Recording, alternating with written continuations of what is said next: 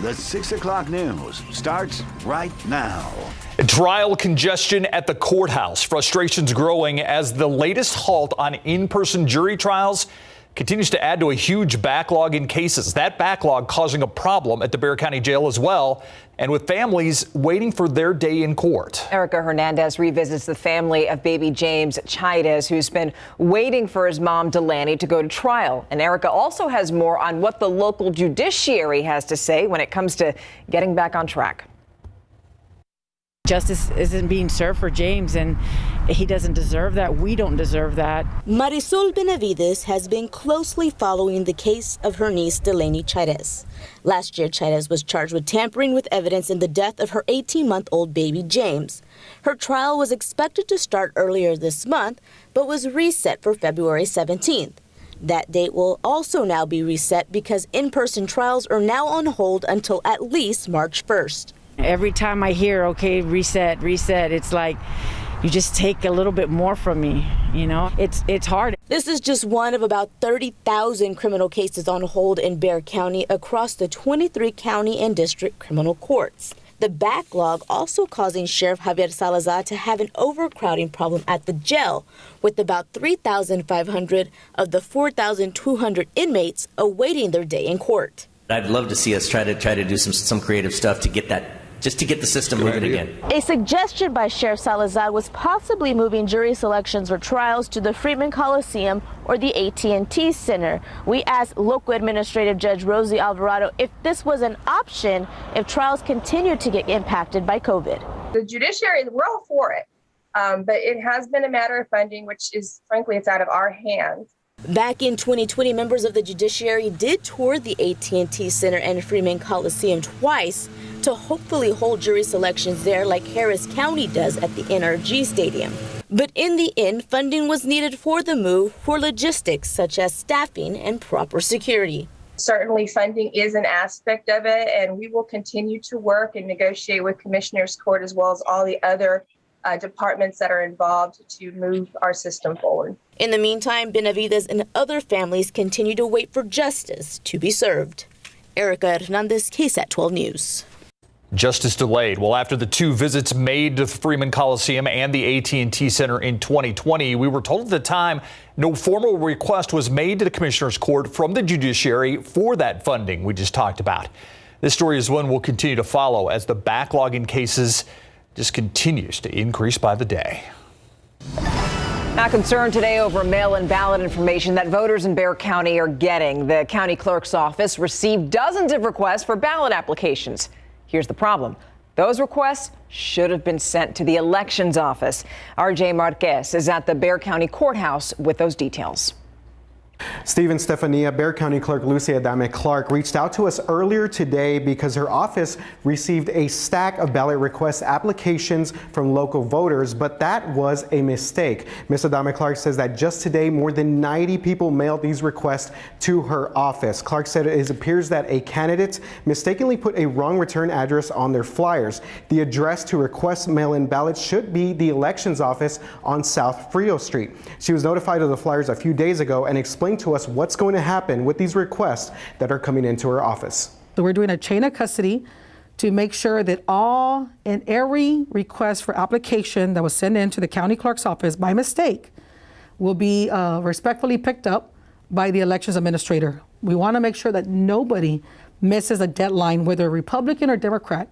I am here to serve a duty as a public servant, not as a party affiliated elected official. So we are going to make sure that we send everything out in a chain custody style to make sure the elections administrator, Jackie Callan, gets that information. And Clark says that if there's any confusion, to call the Bexar County Elections Office, and the requests for applications that have been sent to her office, all of that will get sorted out. And remember, we have a Vote 22 page on KSAT.com with a lot more information about mail-in balloting. From the Bexar County Courthouse, RG Marquez, KSAT 12 News.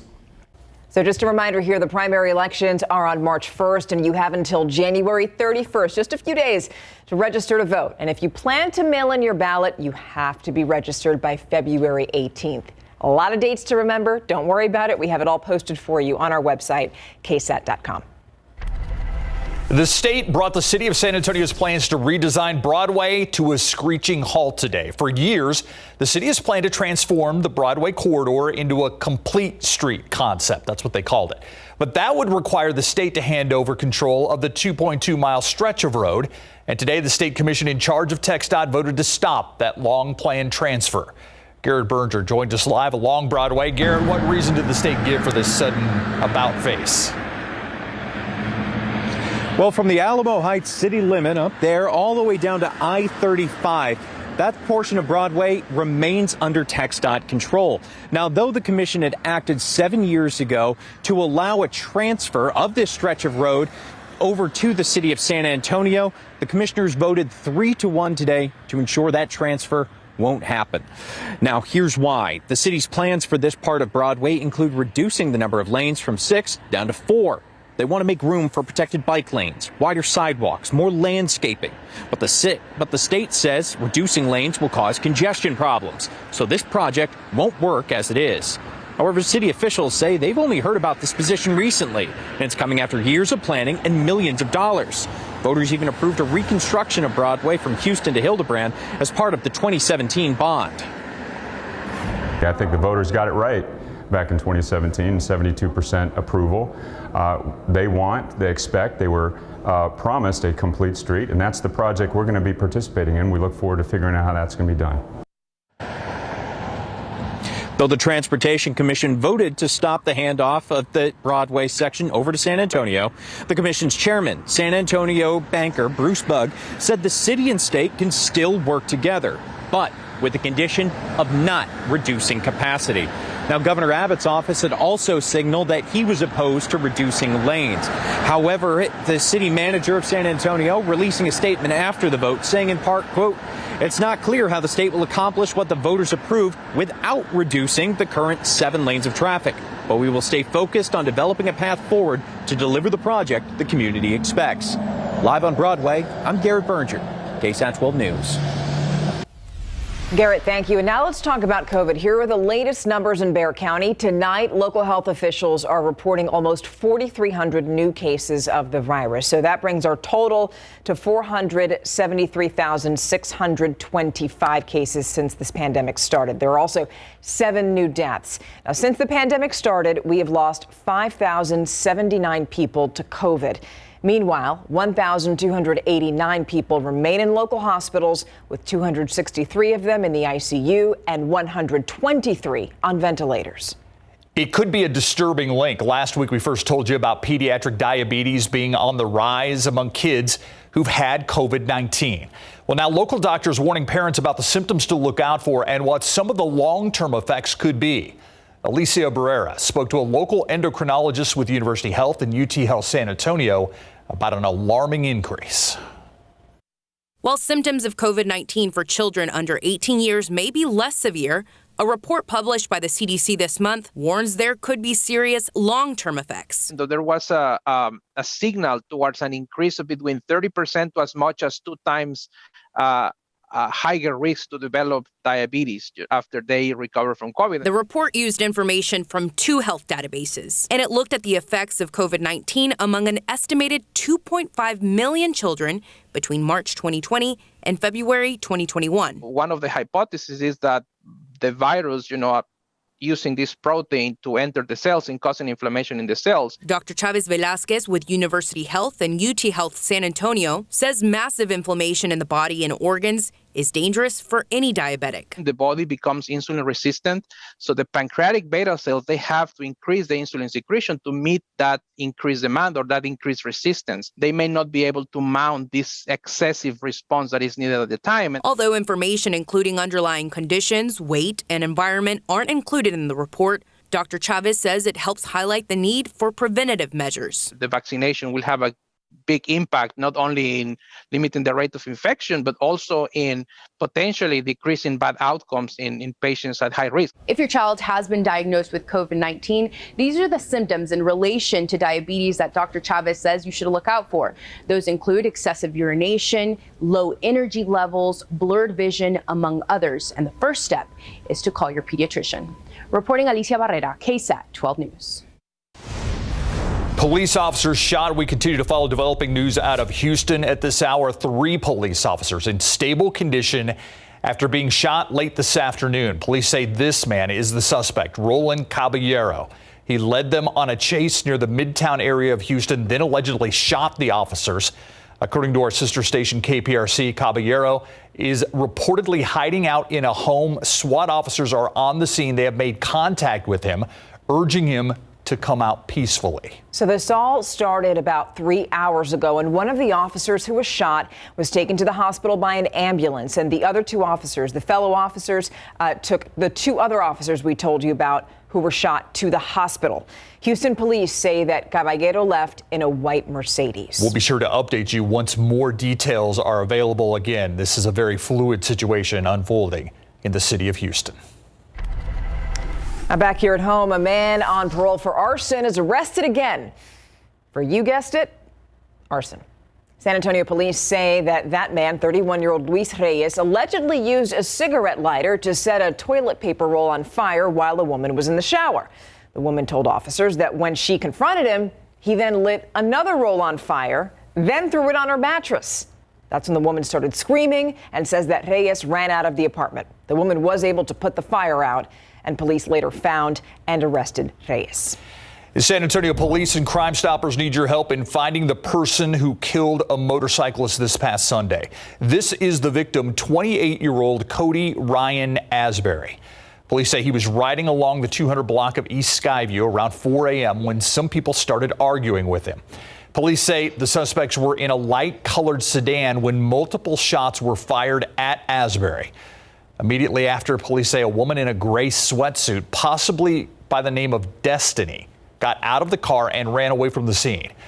Asbury pronounced dead at the scene. If you have any information that could lead to an arrest, call Crime Stoppers 210-224-STOP.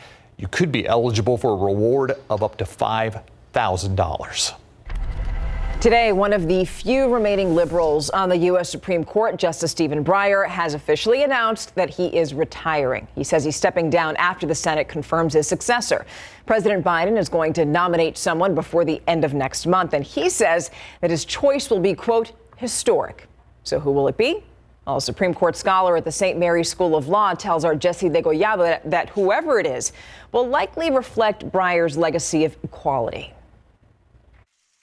The chair of the Judiciary Committee at the time, President Biden recalled what the future retiring U.S. Supreme Court Justice said during his 1994 confirmation hearing. Nominee Stephen Breyer said, quote, "The law must work for the people." The president recognized Breyer's commitment to equality for all while still fulfilling a campaign promise in saying his nominee will be worthy of Breyer's legacy. And that person will be the first black woman ever nominated to the United States Supreme Court.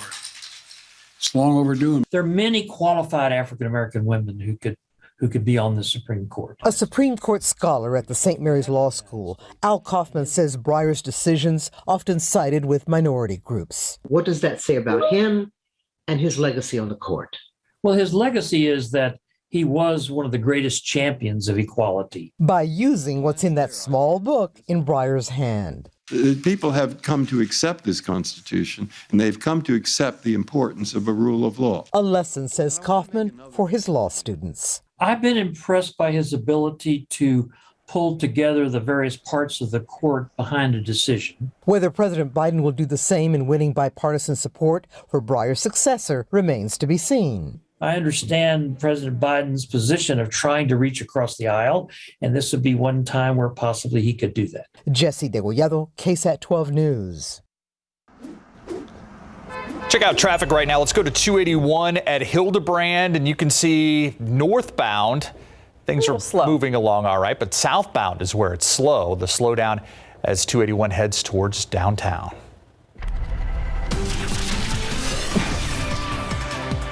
All right, now Adam joining us live here right now to tell us more about what's going on outside.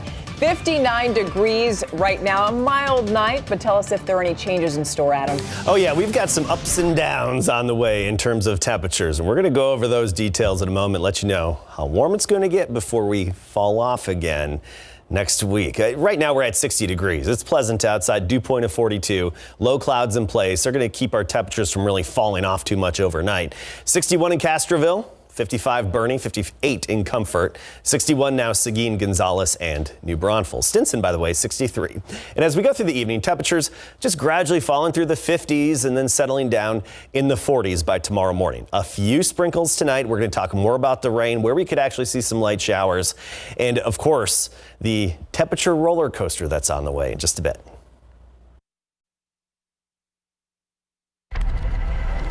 So here's what we're working on for you tonight on the Night Beat. A 61-year-old woman dies in the Bexar County jail. Her family pushed for answers in the case, even filed a lawsuit. And now a jury says the county and the medical team at the facility should not be held responsible. So we're going to speak with the victim's family tonight. And meth, heroin, and cash, the drug operation leading to dozens of arrests stretching from Medina County to Bexar County. We're going to speak with prosecutors tonight. Plus, we continue to follow up on a local nonprofit caught up in controversy. Money that was meant to help pregnant women was instead spent on out-of-state trips, cars, even land to grow industrial hemp. A former non-employee for that nonprofit now coming forward. It's a Defenders update that you don't want to miss. We'll see you for these stories and a lot more tonight on the Night Beat.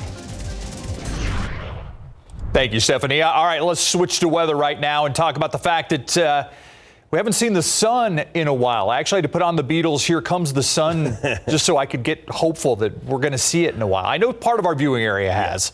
We just haven't downtown. Not a whole lot downtown, And parts of the north side got some sun today, but it was a different story on the south side of town. And we're all going to break into the sunshine eventually as we get into tomorrow. So our main headlines here, a few light showers and sprinkles tonight. Pretty insignificant, unfortunately. Warming this weekend and into the early part of next week. But by this time next week, next Thursday, get ready for a cold snap. I mean, we're not talking anything like last February, but you will notice this, and we're going to start with that. Let's talk temperatures, where we were today and where we're going. We started at 37 degrees, topped out at 62 for the afternoon high, which is 2 degrees below average, and the record high, of course, 84, set back in 1972.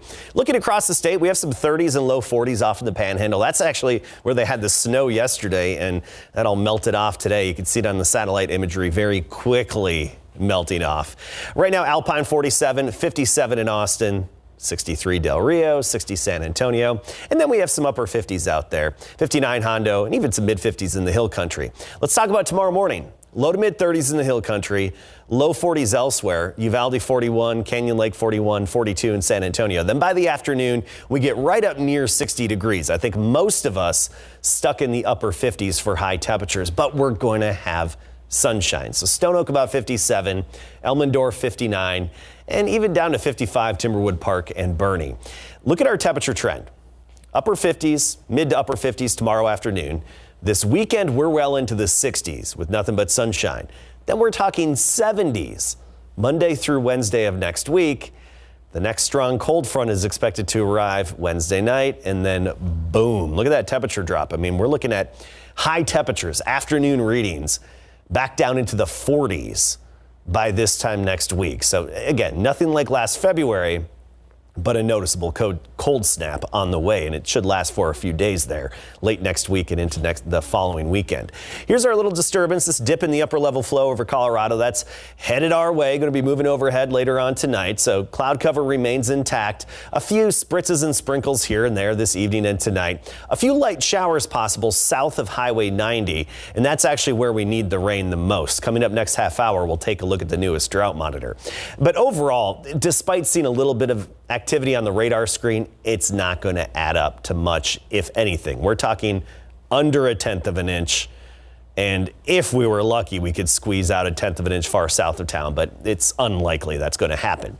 Otherwise, some clouds to start the day tomorrow at 43, then sunny and 58, breezy too. North wind steady at 15 to 25. So if you work outdoors, get ready for that gusty wind tomorrow. It'll be picking up to about 30 to 35 miles per hour at times. Weekend, cool mornings in the low to mid 30s, but beautiful and comfortable afternoons in the 60s with that sunshine. As we get into next week, a slight chance of a few showers here and there Monday into Tuesday, but also the cold snap and the big cold front by about this time next week. Let's focus on just the sun for the next 3 days. Maybe. Agreed. Yeah. Thanks, Adam. And hopefully things are going to go sunny for the Spurs tomorrow. They're going to go up against the Bulls and a former teammate of theirs. Yeah, DeMar DeRozan is coming to town. He's leading the Bulls in scoring this season. Now, he spent 3 seasons with the San Antonio Spurs before coming to Chicago this season, and he was very instrumental in helping the younger guys grow like DeJounte Murray. Plus, in high school basketball, the Clark girls are getting ready for a big district showdown coming up.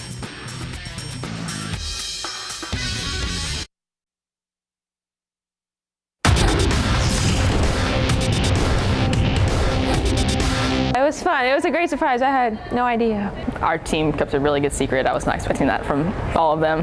They did a really good job. And it was just really cool to have that environment when we got there. Clark basketball players Aaliyah Robertson and Haley Adams were the stars of a surprise ceremony in big board sports. Last night, Spurs point guard DeJounte Murray recorded his 10th triple-double this season and the 14th of his NBA career, tying the franchise mark set by David Robinson. Murray had 16 points, 11 assists, and 10 rebounds, and the Spurs' 118-110 loss to Memphis. Now the Spurs will welcome back DeMar DeRozan, who spent 3 seasons with the Spurs before joining the Bulls during the offseason. Me and DeMar talk every day. We became really tight, and that's my brother, that's my family. We're always around each other, always talking. He called me after games, I call him after games, so ain't nothing changed, just the teams. I'm rooting for him, you know, he's rooting for me, he's rooting for this organization. Spurs will host the Bulls tomorrow night at 7:30. Now, last night at Clark High School, the Cougars held a ceremony for star basketball players Aaliyah Robertson and Haley Adams to recognize them for their McDonald's All-American nominations. The ceremony was supposed to be a surprise, but Coach said some of them already knew about it, but that's okay. The 2 seniors were thrilled and honored. It means a lot. Very, very thankful for all that they've done for me, and I hope that I can continue to make them proud and make the school recognized. It's always fun to get kind of accolades and everything, but the fun part is being with the team and then in the gym with the team every day. And so this is just kind of like a cool thing that comes along with it. The leadership that they bring, the talent that they bring, the chemistry that they bring, the expectation that they bring, it's unmatched. And so to get an opportunity to recognize these 2, our team captains who've led us this far, I think it's big for them, and it's necessary to celebrate them. Clark is having a fantastic season. They're 26-2 overall, 12-0 in District 28-6A with 4 games to go. Tomorrow night they have a big district showdown with Reagan. The Rattlers are 25-6, 11-1 in district, with their only district loss coming to Clark 56-49 about a month ago. Definitely that matchup with Sammy Wagner is always a challenging one, but our girls are able to compete, definitely. It's going to be a tough one, like always. They have really good players on that team, and just like learning how to like compete with them, play against them, and everything else, like just make them know that we are competition and we will show up and play. Clark and Reagan will play at 7 tomorrow night at Littleton Gym. In just over a week, Mario Barrios will face Keith Thurman in his welterweight debut. Barrios has been working out in Las Vegas to prepare for his February 5th bout. So what's it like headlining a pay-per-view fight in Las Vegas? I had my first fight, at the MGM when I was back in 2015. And I remember, walking out for that fight and, just thinking like, man, I hope one day, I could be headlining, here in Vegas. And, and that time is now. And it's, it's a very proud feeling, man, for myself, just knowing all the work that I put in, throughout the years, just knowing that everything is unfolding, how we had always wished it would. You can hear more from Barrios right now on the instant replay page of KSAT.com. Headlining a fight in Vegas is big time. Yes, it is. I think you and I should go and cover it. I like that idea. Yeah. Is our news director listening? Yeah. I think she's on vacation. She wouldn't mind, right? No, let's just do it. Yeah. Okay. Yeah. We'll be right back.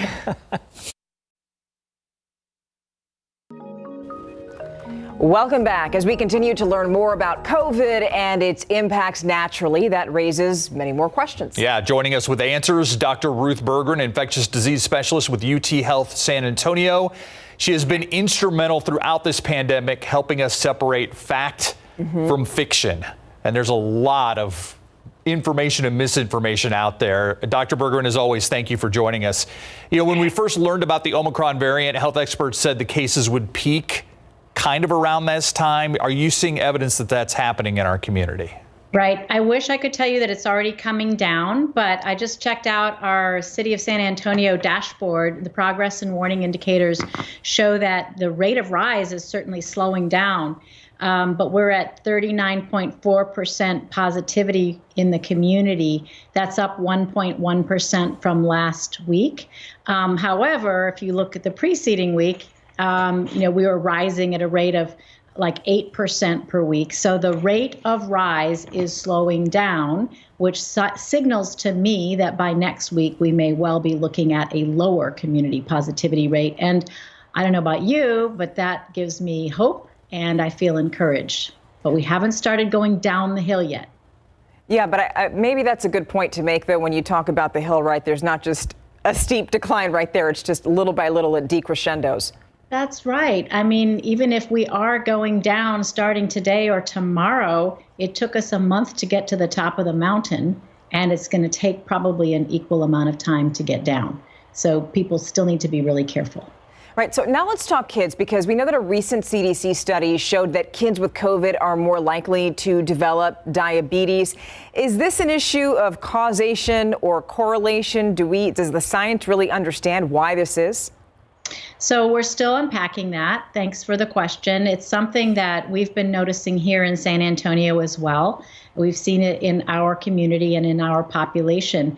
And we know that it turns out that diabetes follows other kinds of viral infections with greater frequency. For instance, it's well known that hepatitis C infection can predispose people to getting diabetes or having diagnosis of diabetes earlier than they otherwise might.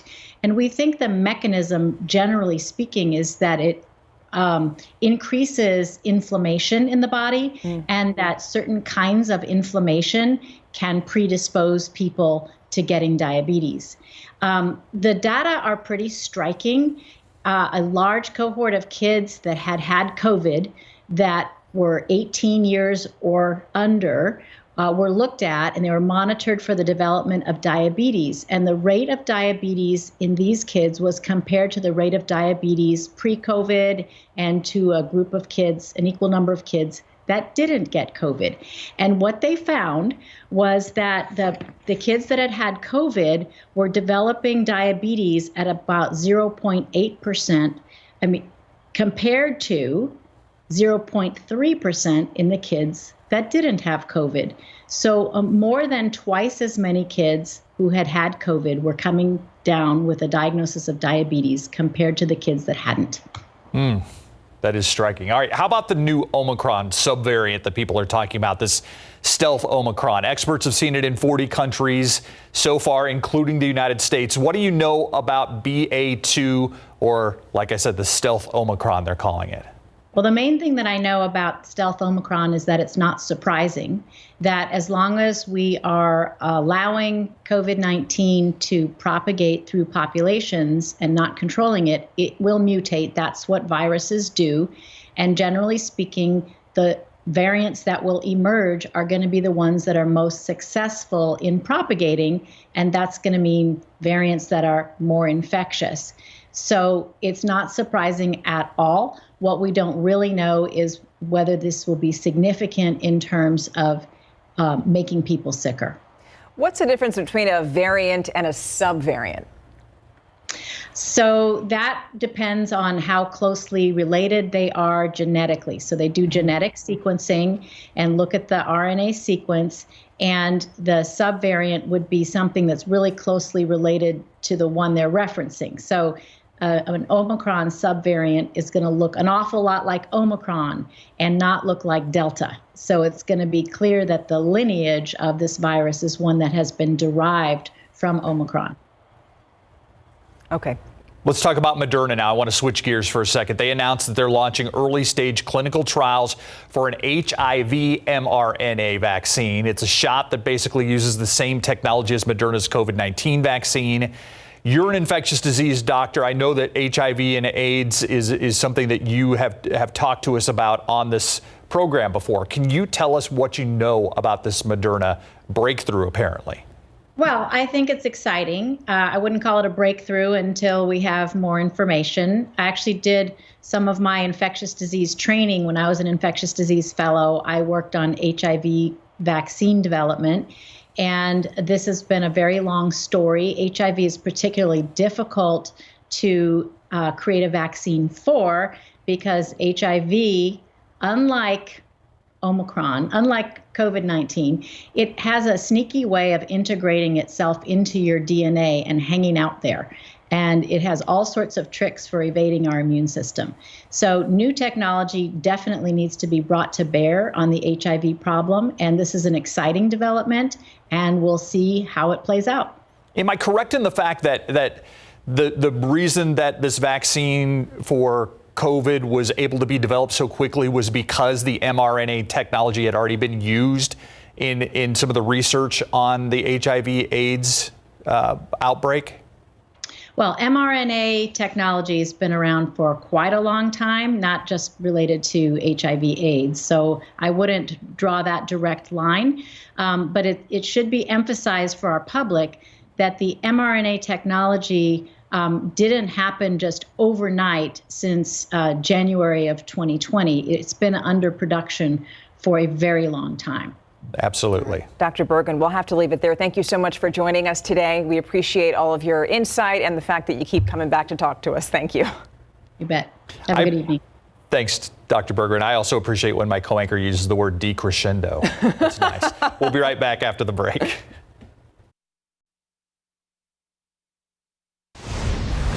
Happening around America tonight, a new report shows the U.S. economy grew at its fastest rate last year since the 1980s. Today, the Bureau of Economic Analysis reporting the U.S. gross domestic product expanded nearly 6% in 2021, the fastest pace since 1984 when President Ronald Reagan was in the White House.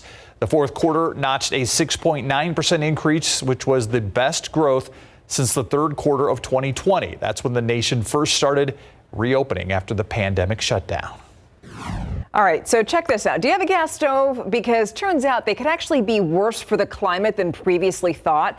A study published in an environmental science and technology journal says that more than 2.6 million tons of methane leaks into the air from gas stoves in the U.S., even when they're not running.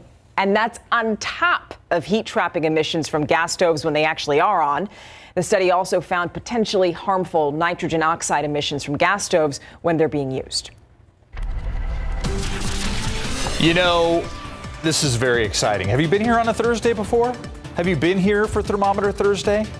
Yes, I think wait. One time, I think, yes. Okay, it's happened. It happened All right. once. Yep. I was making sure. We're going to be going over a very different topic this week. Okay.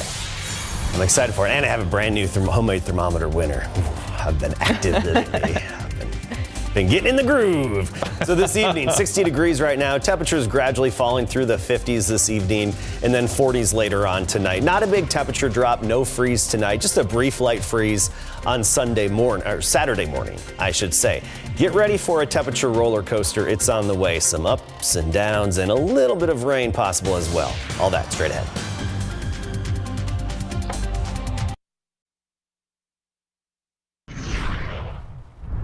All right, it's Thursday, and we continue to wait for the sun. But before we do, we've got a new kind of twist on Thermometer Thursday. Am I understanding that right, Adam Caskey? A new twist? Yeah. Little twisty twist. You said you're talking about a different subject today. Oh, no, it's the same thermometers, but it's different than what last time Stephania was here. Yeah, so it's a little slightly Well, different. I figured. We have a lot to cover.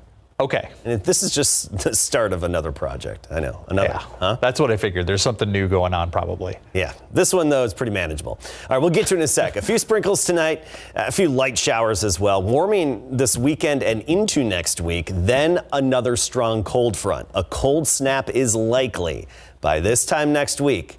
It's not going to be like last February. I repeat, not going to be like last February, but you're going to feel it. You're going to notice the colder temperatures for sure, and we'll be dipping below freezing for several mornings. All right, let's talk about our drought monitor. This is it's updated every Thursday. Officially, San Antonio, Bexar County in a drought now, and actually 87% of Texas is in drought. As for our neck of the woods, Dimmitt, LaSalle, McMullen counties, Carrizo Springs, Cotulla, Fowlerton, Tilden. That's where we have the areas of the most extreme drought in our area. But also up in the Panhandle, they got a little bit of snow yesterday, which melted today, gave them a little bit of moisture. Nonetheless, we could all use the rain around Texas, and we do have another system headed our way. It's just not very strong. It's been dropping some snow along the Front Range of the Rockies in Colorado and even into the plains as well. But it's not a very strong system with a lot of moisture to work with. It's this little dip in the upper level flow that's moving our way. It's going to pass overhead tonight. We'll have a few sprinkles out there this evening and overnight tonight and a few light showers, but the light showers mainly south of Highway 90. Here's our futurecast, and it's still showing best chance of areas of rain, very light in nature, generally south of Highway 90. Accumulations should be limited to under 1/10 of an inch. All right, so we're talking a few hundredths for the most part, and that's it. Maybe just a trace in some locations. I wish I had better news, but with this event, that's about the best we can do. Then we break out into sunshine by the noon hour tomorrow, and then sunny all weekend long. Into early next week, Monday morning, we've got another shot at some rain, maybe even a few non-severe thunderstorms. That's actually better news because that would drop some heavier rain, but that's looking like the best potential on Monday is going to be east of San Antonio. We're talking Hallettsville, Cuero, even the Seguin area, and Gonzales. That's where we'd have a better chance of real accumulations on the order of a ½ inch or so. That's next Monday. Temperature-wise, right now we're at 60. It's comfortable. Dew point of 42, 58 Rio Medina, 55 in Bandera, Converse at 60 degrees, Carrizo Springs 55. Not a big temperature difference across our area right now. Tonight we'll drop into the 40s, low 40s locally, but some 30s in the hill country, low to mid 30s in the hill country tomorrow morning. And by the afternoon, some similar readings, upper 50s, right near 60 degrees. Also breezy. Yes, we'll have the sun that's going to give us that psychological boost tomorrow, but the wind's going to be gusty. So if you work outside and work outdoors, keep in mind it's going to be steady out of the north at 15 to 25 with some gusts up to 35 miles per hour. Cool this weekend in terms of the mornings, low to mid 30s. By the afternoons, we're in the 60s with nothing but sunshine. Beautiful weekend. There's that slight chance of rain on Monday with a few thunderstorms, 70 degrees, then into the mid 70s Tuesday and Wednesday. I've been blocking Thursday on purpose for the big reveal. There you go. We'll be down in the 20s Thursday morning and then a high temperature of only about 47 degrees by Thursday afternoon. That's a strong cold front headed our way, and it's going to give us a stretch of cold days just like that. And of course, whenever you have a strong cold front and colder temperatures, it's not just cold, but windy as well. We're going to have gusty winds. Perfect combination, Adam. Don't you just love it? Perfect combination to have a nice homemade and accurate thermometer, might I add. Usually accurate to plus or minus 1 degree Fahrenheit. I can get it down to plus or minus ½ degree Fahrenheit, depending on the length of thermometer. We don't need to get into that. This is something completely different. You're just bragging now. No, I'm just giving you the scientific details. So this is a thermometer that's been hanging outside in an exposed porch since 2016, all right? And I can tell it's had some sun exposure and needs a little bit of maintenance. Take a look at that right there. You see how that glue, the adhesive, E6000 is what I use for various reasons I can get to on another day. But I can actually salvage this and completely fix up this thermometer and have it just about like new. So that's my new project, is to fix this up. And then when my friend's porch is done, it's going to look nice and shiny and in good shape for him, and it's going to be structurally sound. That's not going to fall apart. All right, we do have a quick winner here. Today's homemade thermometer winner, Stephanie Reyna of Atascosa, Texas. You can go to ksat.com/thermometer to enter the drawing. You use E6000 glue, is that what that is? That's what it is. It's a very good adhesive. I've tested it to 30 and 40 degrees below zero, really. Yeah. And it's held just fine. And of course, extreme heat too. All right, Adam. 6,000, 6001, whatever it takes. Thank you. And we're going to get you caught up on all the day's news up next.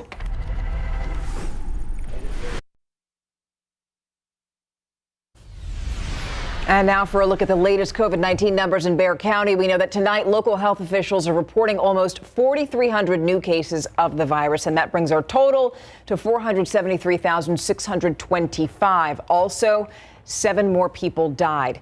Now, since the pandemic started, we've lost 5,079 people to COVID. Meanwhile, 1,289 people are in the hospitals, local hospitals tonight. 263 of them are in the ICU and 123 are on ventilators. It's a case that's been tough to crack. San Antonio police and Crime Stoppers need your help finding the person who killed a motorcyclist this past Sunday. This is the victim, 28-year-old Cody Ryan Asbury. Police say he was riding along the 200 block of East Skyview about 4 a.m. when some people started arguing with him. Police say the suspects were in a light-colored sedan when multiple shots were fired at Asbury. Immediately after, police say a woman in a gray sweatsuit, possibly named Destiny, got out of the car, ran away from the scene. Asbury was pronounced dead at that scene. If you have any information that could lead to an arrest, call Crime Stoppers 210-224-STOP. You could be eligible for a reward of up to $5,000. So tomorrow we'll be in the upper 50s with some sunshine by the noon hour. And then this weekend, beautiful sunny and 60s after a few cool mornings. Slight chance of a few showers and non-severe storms on Monday. Let's cross our fingers that we could get some real rain. Then much colder by this time next week. All right. Well, thank you so much for joining us. See you on the Night Beat at 10. See you then.